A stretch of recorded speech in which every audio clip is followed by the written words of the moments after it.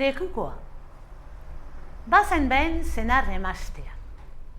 Ados ez zirenean, senarrak emaztea jotzen zuen. Kolpeak entzuten ziren urrutitik. Auzokoek adibidez, entzuten zituzten. Azkenean, aferra epailearen antzinera eraman zuen emazteak. Eta lekukotzat bere auzokide bat deitu zuen epaileak. Orduan, heldu zenean, lekukoari galdetu zion, eaz zerbait ikusi zuen. Eta orduan auzoko emazteak erantzun zion. Ikusi ez, baina entzun bai. Kolpeak entzun dituen. Orduan, epaile jaunak lekuko ona etzela errantzion. Bai, ez bali baduzu ikusi, ez zara lekuko ona.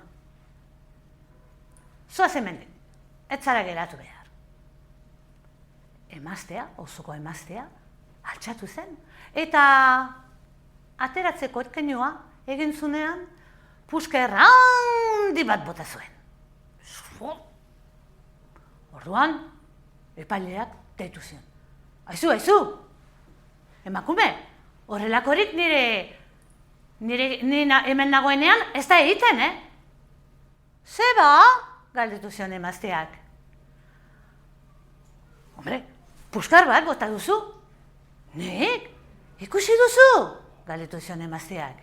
Ez, entzun egin dut. Entzun egin duzu? Jarraitu zuen emazteak. Zu ez zara lekuko ona. Eta alabazan anez bazan, sarreriak alabazan. Eta atera da idea, berriko plazan.